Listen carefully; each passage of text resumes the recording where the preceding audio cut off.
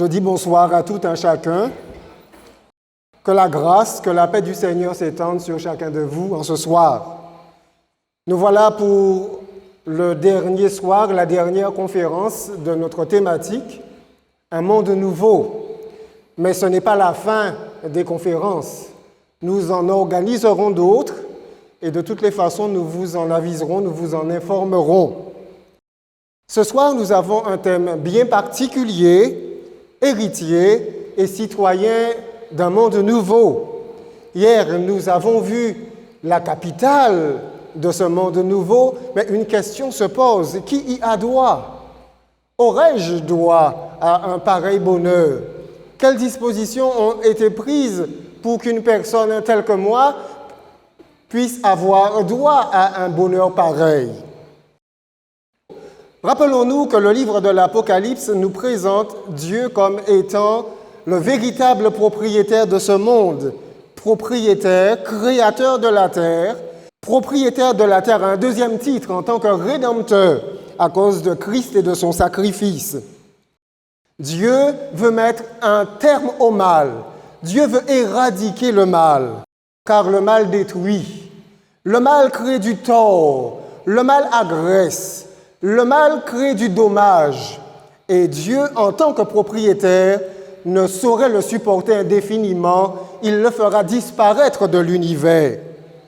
Cependant, avant ce temps de jugement, des dispositions spéciales, des dispositions inouïes ont été prises par Dieu en faveur de l'homme.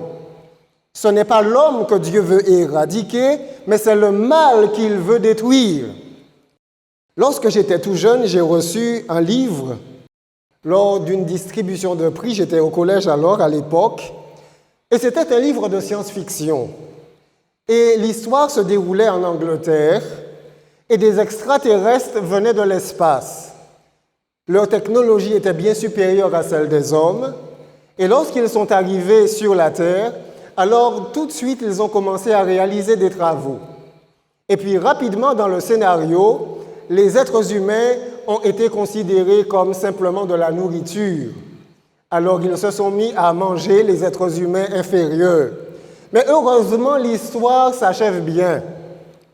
Parce que justement, ils sont venus dans un nouveau monde et la maladie s'est emparée d'eux et ils sont morts à cause des bactéries. Ce n'est pas le cas de Dieu. Dieu n'est pas ce genre d'extraterrestre. Il a pris des dispositions inouïes, sans précédent, en faveur de l'homme, afin que l'homme puisse avoir le droit à une vie sans fin.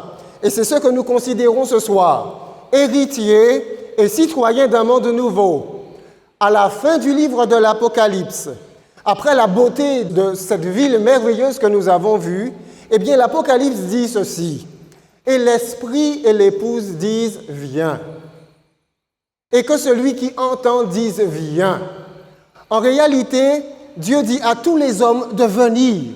L'invitation est lancée pour tous les hommes, pour toute la race humaine, peu importe les religions, peu importe les races, peu importe le genre, pour tous les êtres humains, l'appel est lancé par Dieu. L'Esprit et l'Épouse disent « Viens ». Et que celui qui entend dise « Viens lui aussi ».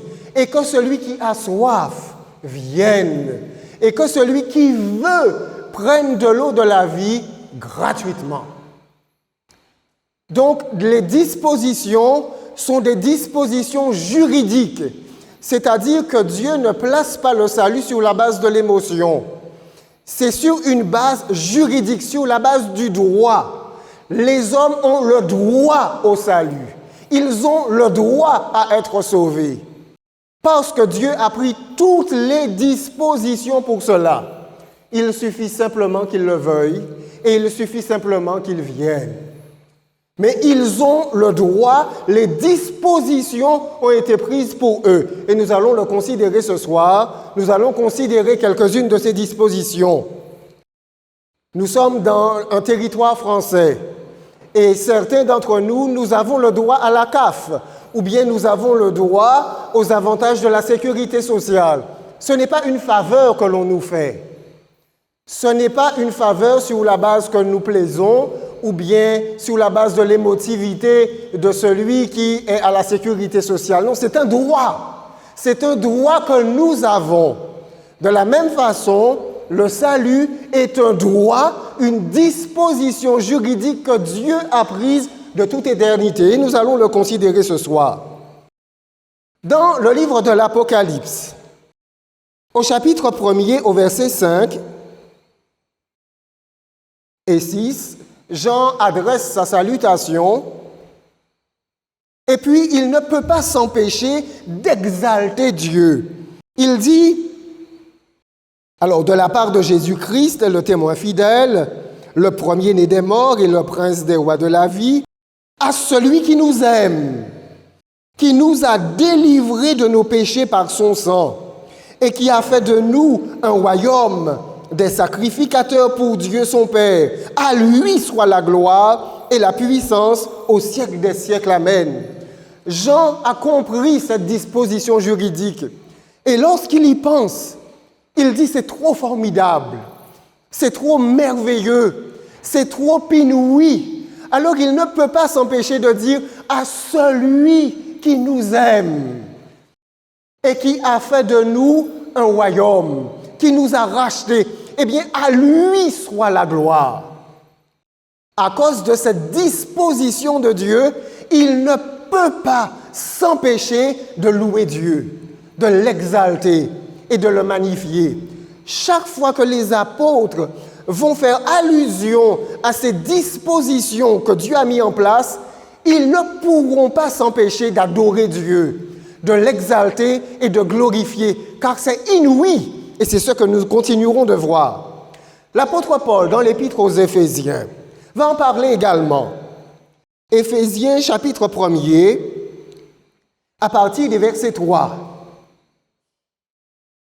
Nous sommes au début de son épître aux Éphésiens. Et l'apôtre Paul écrit à l'église, aux chrétiens d'Éphèse. Et regardez comme il commence. Béni soit Dieu. Une bénédiction à l'égard de Dieu. Béni soit Dieu. Il ne peut pas s'en empêcher. Ça jaillit du cœur. Et pourquoi? Eh bien, béni soit Dieu le Père de notre Seigneur Jésus-Christ. Pourquoi? Qui nous a bénis de toutes sortes de bénédictions spirituelles dans les lieux célestes en Christ. Il ne peut pas s'empêcher de bénir Dieu parce que Dieu a mis en place toute une disposition de bénédiction pour l'homme, toute une disposition de bénédiction pour la race humaine. Et c'est tellement inouï, c'est tellement impensable que Paul, de même que Jean, ne peut pas s'empêcher de dire « Béni soit Dieu ». Quelles sont ces dispositions?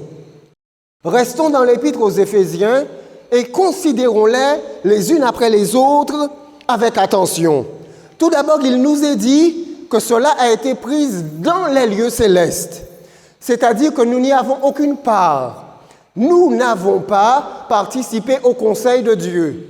Nous ne l'avons pas éclairé. Ce n'est pas nous qui lui avons donné ses idées, ce n'est pas nous qui l'avons influencé. C'est lui, c'est son conseil, c'est son dessein qui a mis en place ces dispositions pour tous les êtres humains. Et ceci est très important. Ces dispositions n'ont pas été mises en place uniquement pour les gens de la religion. Ce sont des dispositions qui ont été mises en place de manière globale pour la race humaine, de la même manière que la France a mis des dispositions en place pour tous les Français. Ces dispositions, tous les hommes y ont droit. Quelle que soit leur religion, tous y ont droit. Même ceux qui sont athées, même ceux qui ne croient pas en Dieu, même ceux qui haïssent Dieu, même ceux qui sont indifférents à Dieu, peu importe. Leur attitude ne détermine pas les dispositions que Dieu a mises en place. Nous sommes dans le cadre du droit juridique. Ce sont des dispositions que Dieu a prises pour tous les hommes, pour la race humaine tout entière. L'apôtre Paul poursuit. il dit que ces dispositions, ces bénédictions spirituelles nous parviennent grâce au Christ. Tout cela, en fait, se réalise dans la personne du Christ. En d'autres termes, Dieu a signé une lettre en blanc et l'a donnée à Jésus-Christ. Dieu a signé un chèque en blanc et l'a donné à Jésus-Christ. Et il lui a dit, pour les hommes, tout est possible. Et il a signé le chèque et il lui a dit, j'accepte tout. Et il le lui a donné. Et c'est pourquoi vous avez toutes sortes de bénédictions spirituelles dans les lieux célestes, mais en Christ. Hors de Christ, nous n'avons droit à rien. Mais en lui, nous avons droit à tout. Et nous allons commencer à les considérer. Verset suivant. En lui, donc c'est-à-dire en Jésus-Christ, Dieu nous a élus avant la fondation du monde pour que nous soyons saints et irrépréhensibles devant lui. Ce plan a été mis en place dès la fondation du monde. Dieu nous avait choisis. Il avait choisi le genre humain afin que le genre humain soit spécial à ses yeux, qu'il soit saint, qu'il soit irréprochable à ses propres yeux. Ce n'est pas nous qui avons voulu cela. Ce n'est pas nous qui l'avons choisi. C'est Dieu qui a mis en place ce plan pour tous les êtres humains. Et ça, c'est son plan pour chacun. Le mot saint ne signifie pas simplement une impeccabilité, mais il signifie le fait d'être à part, le fait d'être consacré. Et c'est ce que Dieu a fait pour tous les hommes. Pour lui, ils sont à part. Alors, le verset suivant. Nous ayant prédestinés dans son amour, donc ça c'est la deuxième disposition, à être ses enfants d'adoption par Jésus-Christ selon le bon plaisir de sa volonté. Donc la deuxième disposition, c'est que Dieu nous a prédestinés, c'est-à-dire choisis d'avance. Mais pourquoi? Prédestinés à être ses enfants d'adoption. Toujours par Jésus-Christ. D'accord? Donc, voyez-vous, c'est la deuxième disposition. Dieu a pris la disposition de faire de nous non pas simplement des citoyens du monde nouveau, mais il a pris la disposition de faire de nous ses propres enfants. Et ces enfants par voie d'adoption. Il a pris sur lui-même de réaliser toutes les formalités juridiques afin que nous soyons adoptés et adoptés dans sa propre famille. Mais attention, la propre famille de Dieu n'est pas n'importe quelle famille. Nous vivons dans un régime démocratique. Mais le royaume que Dieu va instaurer ne sera pas un régime démocratique, ce sera un royaume, c'est-à-dire une royauté. Les royautés, il y en a qui existent encore aujourd'hui. Par exemple, en Suède, c'est une royauté. En Angleterre, c'est également une royauté. Et récemment, le dernier roi d'Angleterre a été sacré, n'est-ce pas vrai? Et vous avez pu vérifier cela. Dans une royauté, vous avez des citoyens, vous avez des sujets simples et vous avez la famille royale. Et dans la famille royale, les garçons sont des princes et les filles sont des princesses. Ensuite, vous avez des servantes et vous avez des serviteurs. Dieu ne s'est pas contenté de nous avoir comme simples citoyens, mais il a voulu faire de nous des enfants de la famille royale. Donc vous comprenez pourquoi, à chaque fois que les apôtres réfléchissent à ce fait, ils disent c'est inouï, ils bénissent Dieu. Donc nous ne sommes pas n'importe qui. Nous sommes plus que des citoyens, mais tous ceux qui seront sauvés vont intégrer la famille divine. Ils seront réellement des princes et des princesses. Laissez-moi vous dire que cela est sidérant. Imaginez-vous que le roi d'Angleterre appelle l'un d'entre nous et qu'il décide de faire de nous des princes. Ce serait inouï, ce serait inimaginable. Il y a un film comme cela que j'aime bien voir. C'est un jeune homme. Il a toujours avec lui une maison qu'il aime. Et cette maison, son rêve, c'est d'habiter cette maison. Et il garde toujours avec lui sa photo. Et alors, un jour, il montre à ses amis son rêve, puisqu'ils sont en train de discuter et de montrer que tout est possible. Il suffit d'y croire. Alors, il montre à l'un de ses amis la photo de sa maison, et ses amis se mettent à rire de lui. Et vous savez pourquoi? Parce que cette maison n'est pas une maison ordinaire. C'est Buckingham Palace. Le palais du roi et de la reine d'Angleterre. Alors en fait, son rêve est irréalisable. Il ne sera jamais prince. C'est un petit antillais. Il ne sera jamais prince. C'est un rêve irréalisable. Et c'est ce que la parole de Dieu nous présente. Dieu a mis comme deuxième disposition que nous soyons ses enfants par voie d'adoption. Laissez-moi vous dire, Dieu sait exactement ce qu'il fait. Qui il adopte? Les meilleurs, les plus bons, les plus spirituels? Non. La disposition s'effectue par Jésus-Christ. Elle est valable pour tout le genre humain, à celui qui veut. C'est une disposition qui est prise. C'est-à-dire, que vous le vouliez ou pas, une disposition a été prise pour vous. Vous êtes enfant de Dieu. Maintenant, vous pouvez rejeter cette disposition. Vous pouvez ne pas y croire et vous pouvez rejeter l'adoption. Une riche famille anglaise avait adopté un petit Indien. C'était une famille riche, leurs enfants étaient déjà bien placés et ils voulaient faire du bien à un jeune Indien. Il s'avère que ce jeune Indien, c'était un petit brigand, vous savez, un petit va-nu-pied qui volait pour manger. Toutes les formalités ont été rédigées. Et le petit Indien arrive dans la maison, c'est inouï, il n'a jamais vu autant de richesses. À table, les couverts sont en argent, d'un prix, ils sont lourds, et le petit bonhomme s'en rend compte. Un mets succulent l'attend, il se jette sur la nourriture, il a faim.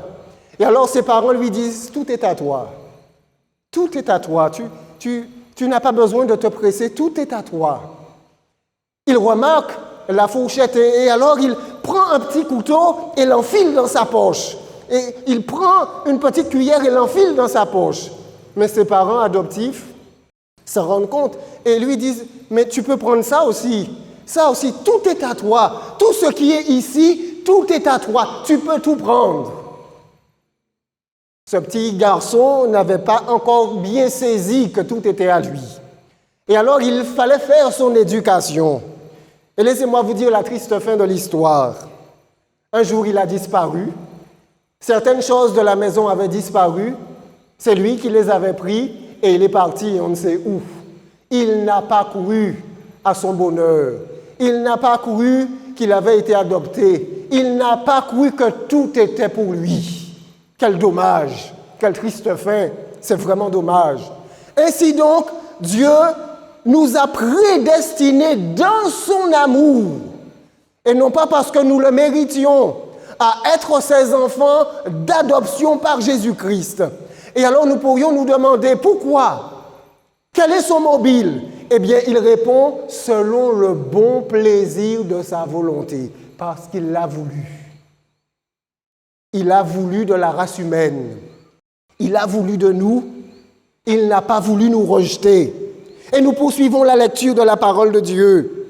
Et au verset 6, pourquoi? Verset suivant. À la louange de la gloire de sa grâce.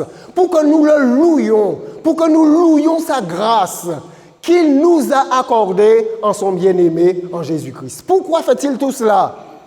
Pour qu'on le loue, pour qu'on l'exalte, pour qu'on dise « il est bon », pour qu'on dise « il n'y a nul comme lui ». Nul ne peut nous aimer autant que lui, à la louange de la gloire de sa grâce accordée en son bien-aimé. Au verset 7, en lui, Nous avons la rédemption par son sang, la rémission des péchés selon la richesse de sa grâce. Tout d'abord, Dieu connaît le genre humain. Il connaît l'homme, il connaît le cœur de l'homme, il connaît notre pensée. Personne n'a besoin de lui dire quoi que ce soit sur moi ou sur vous. Il nous connaît bien. Il connaît nos défauts, il connaît nos péchés, il connaît nos vices, il connaît nos mauvaises tendances, il connaît nos propensions au mal, il connaît notre vie, il connaît tout. Et pour pouvoir nous avoir, c'est lui qui a pourvu à notre rédemption. La rédemption, c'est-à-dire que nous soyons rachetés. C'est ce que signifie le mot rédemption.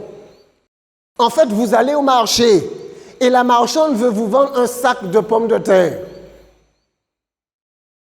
Mais le sac de pommes de terre a des pommes de terre pourries dedans. Vous allez l'acheter? Des pommes de terre avariées. Vous allez l'acheter? Si vous ne le savez pas, vous allez peut-être l'acheter, mais allez-vous l'acheter tout en sachant qu'il y a des pommes de terre pourries dedans? Eh bien, la majorité des êtres humains n'auraient pas acheté cela, mais ça n'est pas le cas de Dieu. Dieu a racheté la race humaine tout en connaissant à qui il avait affaire. Et il a racheté tous les hommes, les bons comme les mauvais, les gentils comme les méchants, les amis comme les ennemis, les intéressés comme les indifférents. Tous ont été rachetés. Ce n'est pas nous qui avons demandé à Dieu cela, c'est lui qui a pris cette disposition. En lui, nous avons la rédemption par son sang. Le prix payé pour le sac de pommes de terre, ce n'est pas de l'argent, mais c'est le sang précieux de Jésus-Christ. Il s'est à la croix vidé de son sang pour vous et moi. Pas seulement pour les bons, mais pour tous les hommes, pour les méchants, pour les indifférents, pour les amis, pour les ennemis. Chaque goutte de son sang nous a rachetés. Chaque goutte de son sang a payé le prix et c'est pourquoi nous lui appartenons. Il se peut maintenant que nous soyons indifférents à ce fait, mais n'empêche, nous sommes sa propriété. Toutes les dispositions ont été prises. Rédemption par son sang et la rémission des péchés. La rémission, c'est le pardon. Dieu nous connaît. Il connaît les pages de notre vie. Il connaît que les pages sont remplies.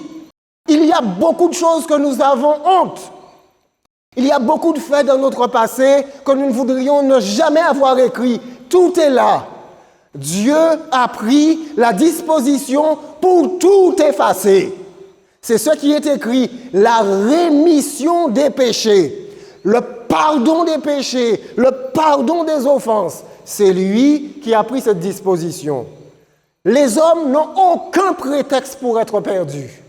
Ils n'ont aucun prétexte pour ne pas avoir part au bonheur que Dieu leur réserve dans le paradis.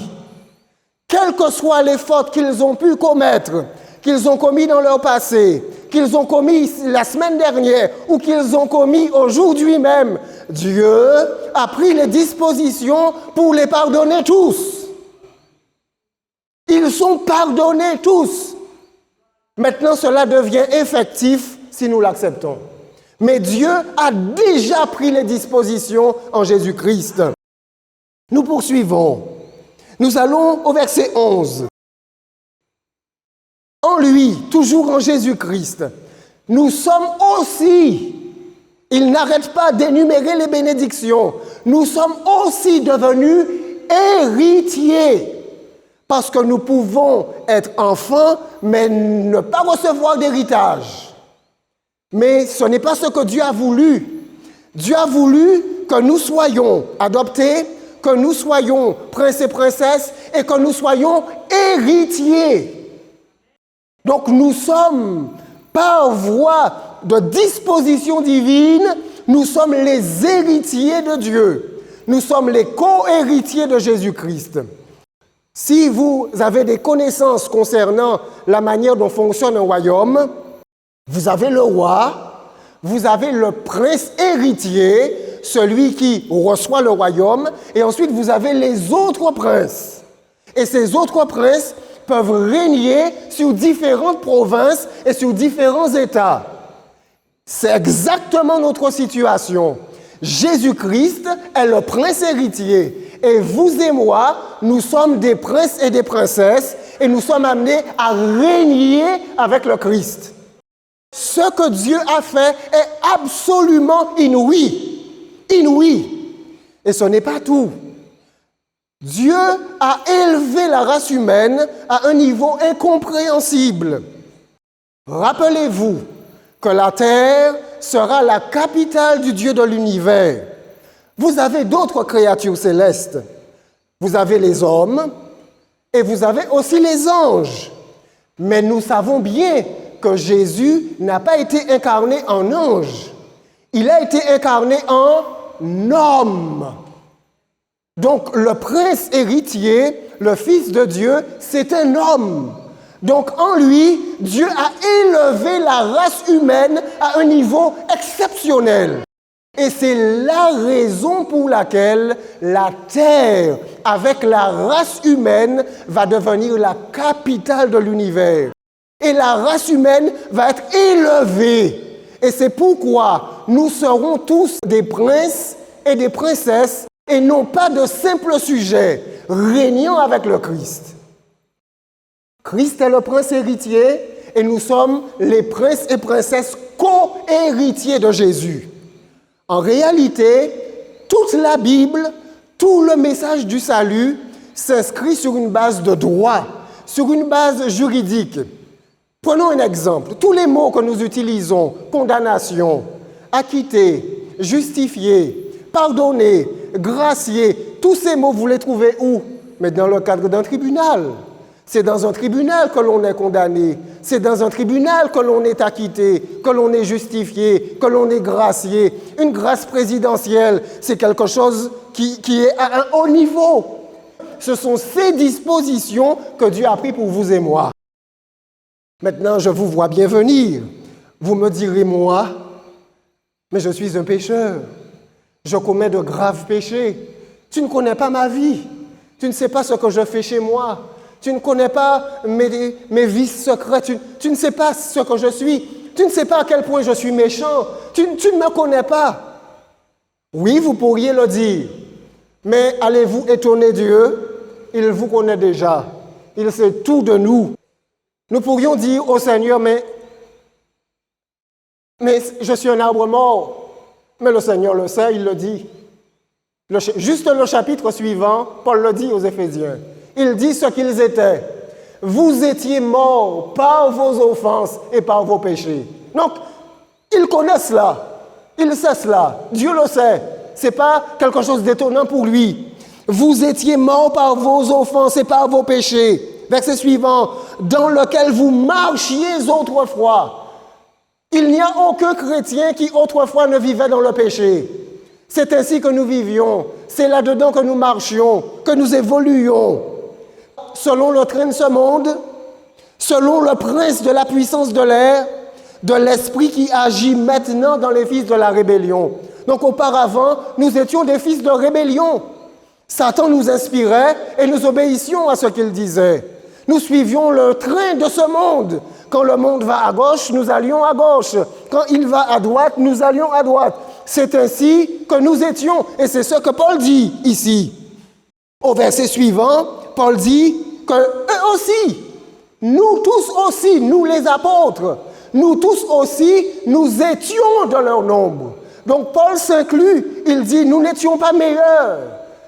Nous étions de leur nombre, nous vivions autrefois selon les convoitises de notre chair, accomplissant les volontés de la chair et de nos pensées, et nous étions par nature des enfants de colère comme les autres. Donc Dieu sait très bien à qui il a affaire. Il n'y a pas un seul chrétien qui, avant d'être chrétien, ne menait pas une vie mondaine. Et lorsque Paul pense à ces choses, il dit à Timothée qu'il était un homme violent, qu'il était un persécuteur, mais il dit qu'il a obtenu miséricorde. Et alors il s'éclate en grâce pour Dieu. Et il se présente comme étant le premier des pécheurs. Dieu connaît tout cela. Dieu sait bien à qui il a affaire. Il enlève de notre esprit toute objection pour que nous soyons perdus. Il enlève toute objection afin que nous ne puissions pas dire que nous restons en arrière. Il a tout préparé, il a tout planifié, il a tout calculé, il a tout mis en place pour que nous soyons sauvés.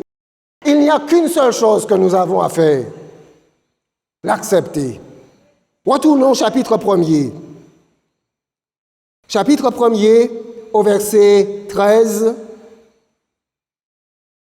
En lui, en Christ, Paul dit cela aux Éphésiens, vous aussi, après avoir entendu la parole de l'évangile, de la vérité, l'évangile de votre salut, en lui, vous avez cru. Et qu'arrive-t-il? Et vous avez été scellés du Saint-Esprit qui avait été promis. Donc Paul présente toutes les dispositions. Il prêche l'évangile, il prêche cette bonne nouvelle. Et maintenant nous l'entendons. Mais qu'allons-nous faire de cela? Allons-nous y croire ou pas? Ou allons-nous douter? Dieu a positionné le salut sur la base de la foi, sur la base de la confiance. Et pourquoi? Parce que le péché est venu sur la base de manque de confiance. Adam et Ève n'ont pas pris Dieu au sérieux. Adam et Ève ont manqué de confiance en lui. Adam et Ève ont préféré faire confiance au serpent. Donc le péché est arrivé à cause de manque de confiance. Alors la restauration et le salut sera rebasé sur la base de la confiance de nouveau. Il faut simplement prendre Dieu au sérieux. Croire qu'il ne ment pas, croire qu'il ne nous trompe pas, croire qu'il ne nous décevra pas, croire que les dispositions sont vraies, croire qu'elles s'appliquent à moi, non pas seulement pour celui-là, X ou Y, que je vais juger digne d'une pareille disposition, mais croire qu'elles sont valables pour moi. Elles sont valables pour les riches, elles sont valables pour ceux qui ont énormément d'argent, comme elles sont valables pour ceux qui sont pauvres. Elles sont valables pour ceux qui sont instruits, comme elles sont valables pour ceux qui sont illettrés. Elles sont valables pour les noirs comme pour les blancs. Elles sont valables pour tous les êtres humains. Il suffit de les recevoir et il suffit de croire. Les formalités d'adoption sont mises en place. Maintenant, vous me direz, mais je n'ai pas été éduqué pour être un fils de roi. Je n'ai pas été éduqué pour être un prince. Je suis gauche, gaulois, j'ai de mauvaises habitudes. Oui, le Seigneur le sait. Et il a aussi pris des dispositions pour cela. Mais pour l'instant, il nous demande d'accepter sa grâce, d'accepter de croire en Christ, de le recevoir. Il nous demande de croire en cela. C'est par sa grâce que nous sommes sauvés. Non pas que nous le méritions, non pas que nous soyons dignes de cela, mais c'est sa grâce. Et c'est ce que nous voyons au chapitre 2. Mais Dieu, c'est Dieu, c'est pas nous. C'est pas nous qui avons cherché Dieu. Nous ne cherchons pas Dieu. Nous vivons notre petite vie tranquille et ce que nous essayons de faire, c'est d'avoir le plus d'argent possible. Ça, c'est la vie humaine normale. C'est Dieu qui veut notre salut. Mais Dieu qui est riche, riche en miséricorde, en pitié, mais Dieu qui est riche en miséricorde à cause du grand amour, de son amour, amour dont il nous a aimés. Et Paul continue, nous, vous et moi avec vous, nous qui étions morts par nos offenses, nous a rendus à la vie avec Christ. Et il dit, c'est par la grâce que vous êtes sauvés. Nous ne le méritons pas. C'est une faveur. Nous, notre personne n'est pas suffisamment bonne pour mériter cela. Et nous n'avons rien fait suffisamment de bien et de bon pour pouvoir mériter cela. C'est une faveur, c'est une grâce. Le Dieu de l'univers veut sauver la race humaine et il veut le sauver par grâce. Il n'a pas besoin de notre argent. Il n'a pas besoin de nos mérites. Il veut sauver les hommes par grâce. Et nous poursuivons le verset. Au verset 6, il nous a ressuscités ensemble et nous a fait asseoir ensemble dans les lieux célestes en Jésus-Christ. Christ est le garant que toutes ces choses nous seront accordées. Et pourquoi au verset 7? Pourquoi fait-il tout cela? Pourquoi veut-il nous aimer? Pourquoi veut-il nous sauver? Pourquoi veut-il que nous soyons ses enfants à tout prix? Pourquoi veut-il faire de nous ses héritiers? Afin de montrer dans les siècles à venir, c'est-à-dire dans l'éternité, l'infinie richesse de sa grâce par sa bonté envers nous en Jésus-Christ. Voilà pourquoi. Afin que l'on dise dans les airs éternels que Dieu est bon, que Dieu a aimé les hommes, que Dieu a aimé des hommes qui ne l'aimaient pas, que Dieu a aimé des hommes qui lui faisaient la guerre. Dieu a choisi de les gracier et d'en faire ses enfants. Vous avez déjà vu ça, vous? Il n'y a que Dieu qui peut faire cela. Afin de montrer, nous ne sommes pas seuls dans l'univers. Tout l'univers doit être témoin de l'amour incommensurable de Dieu pour nous et par voie de conséquence de l'amour de Dieu pour tout l'univers entier et toutes ses créatures. Et alors, le verset poursuit. Au verset 8, « Car c'est par la grâce que vous êtes sauvés. » Et Paul l'atteste, « C'est par la grâce que vous êtes sauvés, par le moyen de la foi. » Il faut croire. C'est ce qu'enseigne la Bible, depuis la Genèse jusqu'à l'Apocalypse. Par le moyen de la foi. Et cela ne vient pas de vous. C'est-à-dire, cela ne vient pas de votre personne. Cela ne vient pas de votre initiative, de ce que vous êtes. Et cela ne vient pas de vous, c'est le don de Dieu. C'est un cadeau. Dieu n'a pas besoin de notre argent. Il n'a pas besoin non plus de notre mortification. Vous savez, parfois la religion a mis un tel poids sur les consciences des gens que on en devient presque fou et malade de culpabilité. Et alors, pour essayer d'apaiser la divinité, on est prêt à faire beaucoup de choses, à se mortifier, à marcher. Il y a des gens qui font des pèlerinages avec des poids lourds sur... Mais pourquoi tout cela? Dieu a-t-il besoin de cela? Se plaît-il à notre souffrance? Il n'a pas besoin de ça. C'est le don de Dieu, c'est sa grâce qui nous sauve, c'est son amour. Il n'a pas besoin que nous nous mortifions. Il y en a d'autres qui sont incapables d'accepter le pardon de Dieu. Ils ne se mortifient pas la chair, mais ils refusent mentalement d'accepter le pardon divin.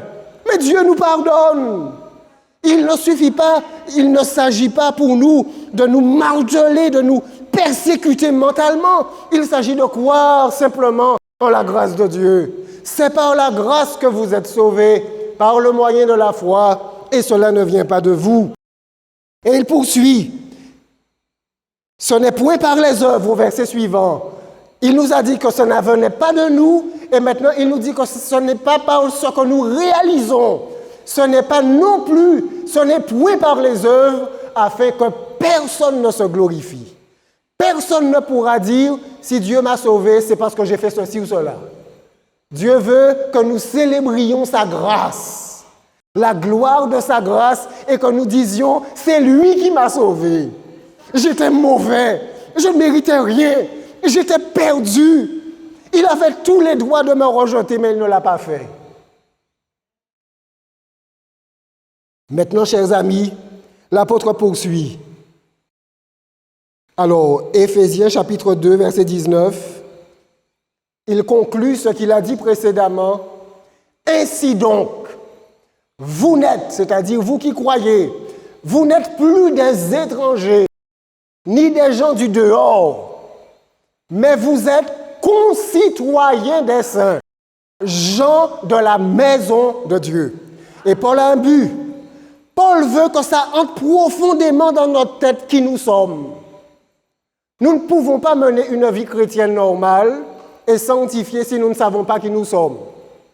Nous devons savoir chacun individuellement que nous ne sommes plus des étrangers pour Dieu, que nous ne sommes pas non plus des gens du dehors, que nous sommes effectivement et réellement concitoyens des saints. Nous sommes réellement gens de la maison de Dieu. C'est extrêmement important.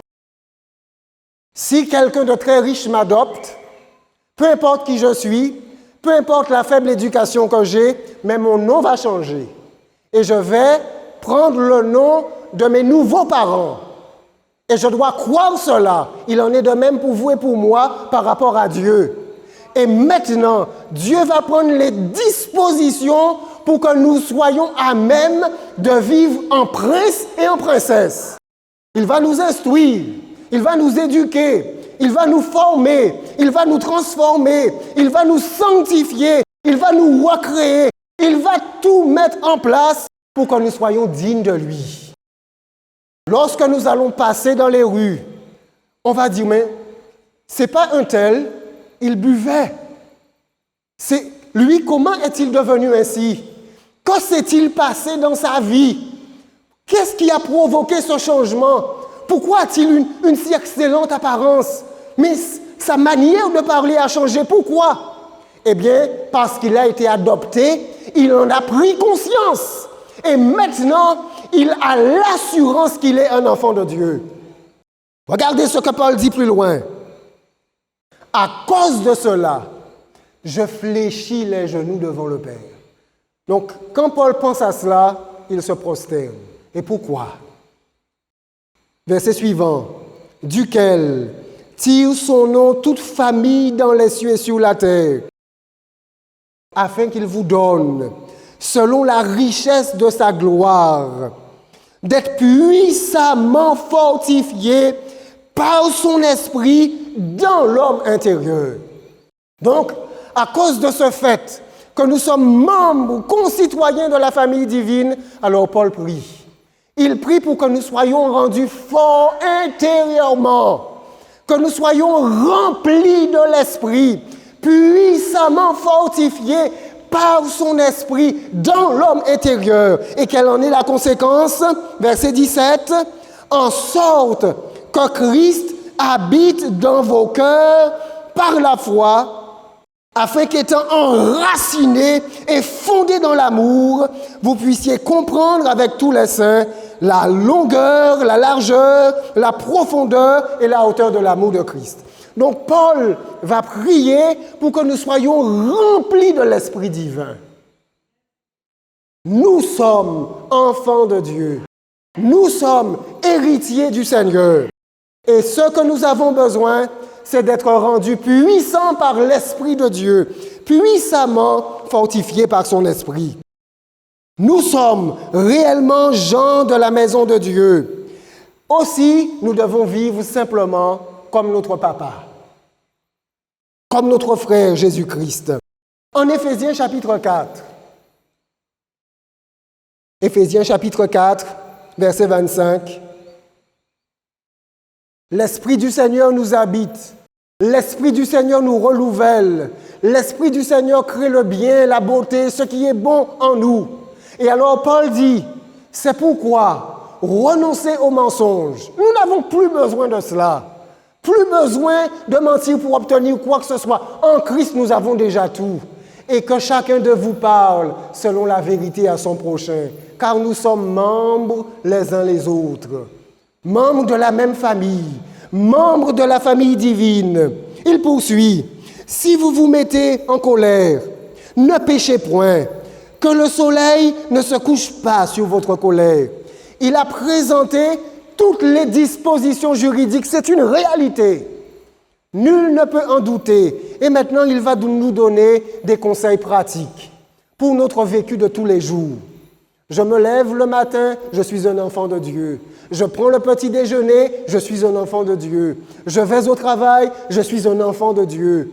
Mon témoignage, la manière dont je travaille, dont je me comporte avec les autres, le bien que je fais, la manière dont je vis, tout doit témoigner que je suis un enfant de Dieu. En toutes choses, dans les petits détails de la vie de tous les jours. Et je le fais non pas pour être sauvé, non pas pour être adopté, je le suis déjà. Les formalités ont été déjà réalisées.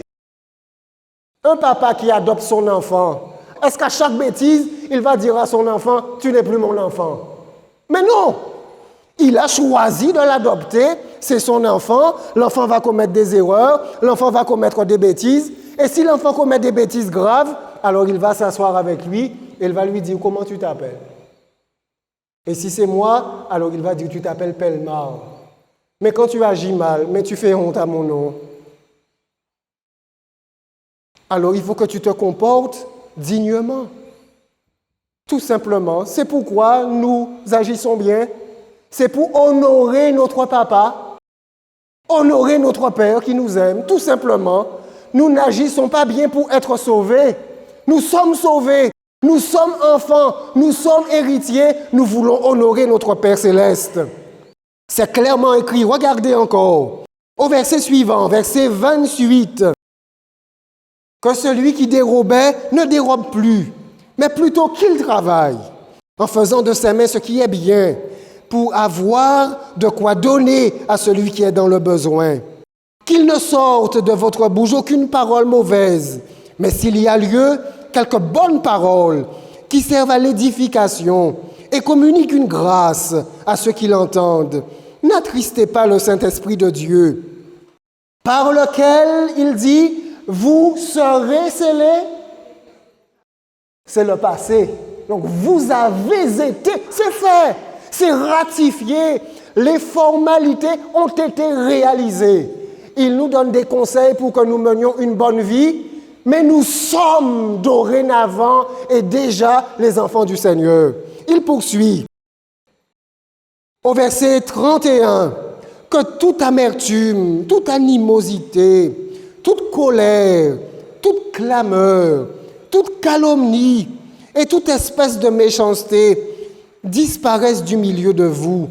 Soyez bons les uns envers les autres, compatissants, vous pardonnant réciproquement comme Dieu vous a pardonné en Christ. N'est-ce pas vrai? N'est-ce pas ce qui est écrit?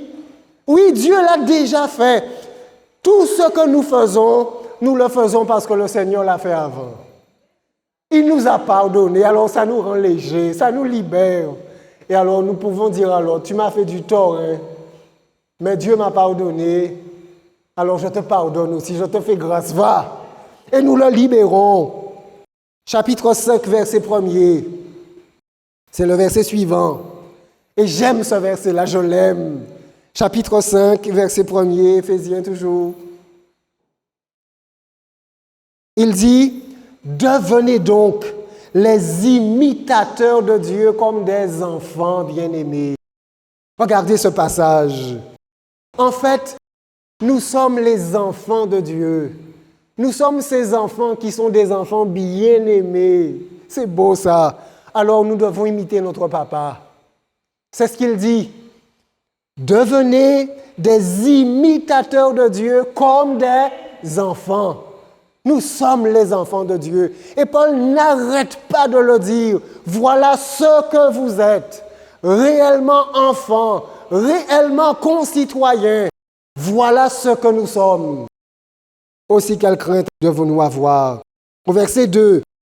Et marcher dans la charité à l'exemple de Christ qui nous a aimés et qui s'est livré lui-même à Dieu pour nous comme une offrande et un sacrifice de bonne odeur. C'est sur cette base que nous menons notre vie chrétienne. Auparavant, nous étions ténèbres. Auparavant, nous étions dans le monde. Auparavant, nous faisions le mal. Nous ne savions pas que nous étions aimés. Nous ne savions pas que Dieu avait pitié de nous. Nous ne savions pas qu'il avait mis un tel plan pour nous, mais maintenant nous le savons. Et nos cœurs se brisent de tant d'amour. Et nous voulons lui plaire. Nous voulons l'honorer. Nous voulons marcher avec lui. Mes amis, je dois conclure ce matin. Dieu a pris toutes les dispositions pour la race humaine. Personne n'est exclu de ce qu'il a mis en place. Tous sont pardonnés, tous sont graciés. Il suffit simplement d'accepter sa grâce. Je ne sais pas ce soir, quelles sont vos relations personnelles avec le Seigneur? Quelles sont vos relations personnelles avec Jésus-Christ? Je ne sais pas comment vous avez été instruits, comment vous avez été formés, quelles sont vos idéologies, je n'en sais rien. Peut-être que vous n'aimiez pas Dieu, que vous n'appréciez pas Jésus-Christ, peu m'en importe. Mais ce soir, laissez-moi vous dire que lui, il vous aime et que tout ce qu'il a mis en place, c'est pour vous. Ce n'est pas pour ceux qui vous paraissent dignes de cela, c'est pour vous. Personne n'est exclu. Il suffit de l'accepter, de le recevoir, de croire en Jésus-Christ, cela est ratifié. Si nous nous faisons baptiser, c'est simplement pour montrer publiquement que nous entrons dans le royaume de Dieu. Et alors le Saint-Esprit nous est accordé. Ne regardez pas à vous-même, ne regardez pas à vos faiblesses. Dieu a mis lui-même en place toutes les dispositions pour que ce qu'il a commencé en vous soit achevé. Il vous aime, il vous sauvera. Il a un avenir merveilleux pour chacun de nous. Demain, si Dieu veut, nous ne serons pas ici. Nous allons vaquer à nos occupations. Nous irons travailler. Nous irons de gauche et de droite. Mais là où nous sommes, rappelons-nous de qui nous sommes. Nous sommes les enfants de Dieu. Nous sommes ses enfants aimés, graciés et pardonnés. Menons une vie pour honorer celui qui nous aime. Honorer le nom que nous portons. Nous sommes des princes et des princesses. Oh mes amis, combien ce soir veulent dire au Seigneur merci? Amen. Combien veulent simplement accepter ce don de la vie et ce don de la grâce? Amen. Encore une fois de plus, les organisateurs de cette série de conférences vous remercient. Nous vous remercions de votre présence. Nous vous remercions de votre soutien. Nous remercions tout un chacun, tous ceux qui ont participé à l'élaboration de ce programme. L'Évangile, la grâce du Seigneur a été présenté. Nous clôturons pour l'instant cette série de conférences sur un monde nouveau. Nous en aurons d'autres. Nous organiserons d'autres de ces moments et nous espérons vous avoir avec nous. L'Église de Vieux Habitants a été heureuse de recevoir l'Église de Baïf.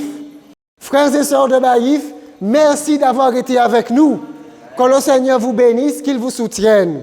Nous avons des frères de Baïf, de Saint-Robert, de Bouillante. Nous vous remercions aussi de votre présence.